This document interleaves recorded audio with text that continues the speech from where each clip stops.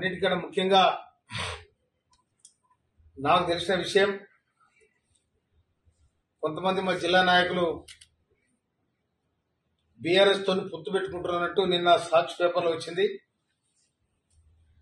కనుక ఇది మేము తీవ్రంగా ఖండిస్తా ఉన్నాం.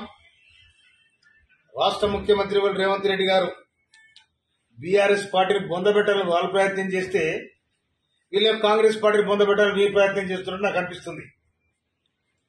అందుకోసమనే ఈ అపవిత్రమైన పొత్తును విరమించుకోవాలని నేను డిమాండ్ చేస్తా ఉన్నాను. నేను ముఖ్యంగా గౌరవ బీర్లైల ఎమ్మెల్యే శాసనసభ్యులు, ప్రభుత్వ విప్పు, వారి నియోజకవర్గంలో 130 ఓట్లుంటాయి. దాదాపుగా మెజారిటీ ఓట్లు మీకే ఉన్నాయి. గెలుపు ఓటములు మీ చేతిలో ఉన్నాయి. కనుక దీనికి పూర్తి బాధ్యత ఆలయ నియోజకవర్గం వహించాల్సి వస్తారని కూడా నేను మనం చేస్తా ఉన్నాయి. అదేవిధంగా ఈ డిసిసి అధ్యక్షుడు కానీ, చైర్మన్ కానీ మీకు బంధుత్వం ఉండి ఇళ్లలో తీసుకుపోయింది, మందు పోయండి, అన్నం పెట్టండి, బిర్యానీ పెట్టండి, నాకు అభ్యంతరం లేదు.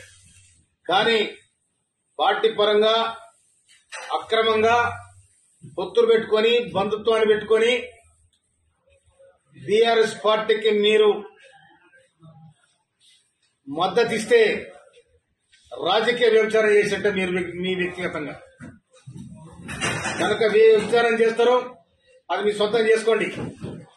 కానీ నా నియోజకవర్గానికి సంబంధించిన వ్యక్తికి, బీఆర్ఎస్ వ్యక్తికి మీరు కాంగ్రెస్ ఓట్లేపించి గెలిపించాలని అనైతికమైన పొత్తు పెట్టుకొని, మీకు ఏ పార్టీ ఆదేశం ఇచ్చింది? మీకు అధికారం ఎక్కడిది? డీసీసీ నుంచి ఏమైనా ఆదేశాలు ఉన్నాయా? నువ్వు డీసీసీ అధ్యక్షుడు ఉండి చేసే జంగిల్ పని ఇదేనా? ఎవరి మీద కొట్లాడుతున్నాం? ఎవరి మీద కొట్లాడి రాజ్యాధికారానికి వచ్చినాం? ఎవరితో ఫైట్ చేసినాం? బీఆర్ఎస్ బొందబెట్టి రేవంత్ రెడ్డి గారు, రాష్ట్ర ముఖ్యమంత్రి రేవంత్ రెడ్డి గారి నాయకత్వంలో నికారస్గా నల్లగొండలో 11 సీట్లు గెలిచినాం, 2 పార్లమెంట్ సీట్లు గెలిచినాం.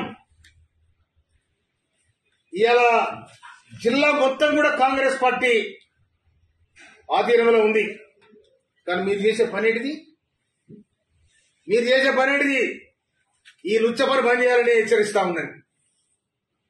కాంగ్రెస్ పార్టీ బతే మనమందరం బతాం.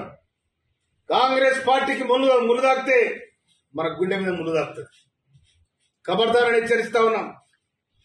అదే క్రమంలో విప్పుగా ఉన్న గౌరవ బీర్లయ్య గారు మొత్తం చైర్మన్ నీ నియోజకవర్గానికి ఉన్నాడు. డీసీసీ అధ్యక్షుడు నీ నియోజకవర్గమే. మీరు కూడా ప్రభుత్వ విప్పుగా ఉన్నారు, కాంగ్రెస్ పార్టీ ఎమ్మెల్యేగా ఉన్నారు. అన్ని చూసుకుంటా మౌనంగా మీరు ఉన్నారు అంటే దాంట్లో మీ పాత్ర కూడా ఉన్నదని నేను అనుకోవాల్సి వస్తుంది. అందుకోసమనే రేపు పొరపాటు కనుక బీఆర్ఎస్ అభ్యర్థి గెలిస్తే మీ నైతికంగా రాజీనామా చేయాల్సి ఉంటుంది. ఖబర్దారని చెప్తా ఉన్నాను. మీరు లోపాయికారిగా ఏ ఒప్పందం కుదుర్చుకున్నారు నాకు తెలియదు.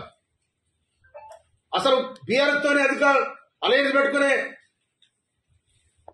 దమ్ము అవకాశం ఎవరిచ్చారు మీకు? టీసీ చెప్పిందా? ముఖ్యమంత్రి ఎత్తినేసుకుని తిరిగితే ఎట్లన్నా? మన కళ్ళ ముందు ఇవాళ కాంగ్రెస్ పార్టీ గెలిచే అవకాశం ఉంది. నా ఓట్లు కాదన్నా, బీర్లైలే ఇప్పుడు అందరి ఓట్లు అన్ని.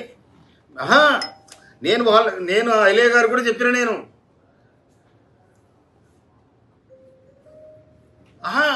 నువ్వు వాళ్ళకు కాంగ్రెస్ వాళ్ళు ఓట్లు బీఆర్ఎస్ ఏమని చెప్పేది ఎక్కడిది? కాంగ్రెస్ ఓట్లు లేదన్నా, కాంగ్రెస్ పార్టీ ఓట్లు బీఆర్ఎస్కి ఏమని చెప్పేది ఎక్కడిది? ఇప్పుడు అదే ప్రయత్నం చేస్తున్నాను. వీళ్ళు మీకు లిస్ట్ పంపిస్తే నేను లేదన్నా, నా దగ్గర ఓట్లు ఉంటే నాకు ఇంపార్టెంట్ కాదు.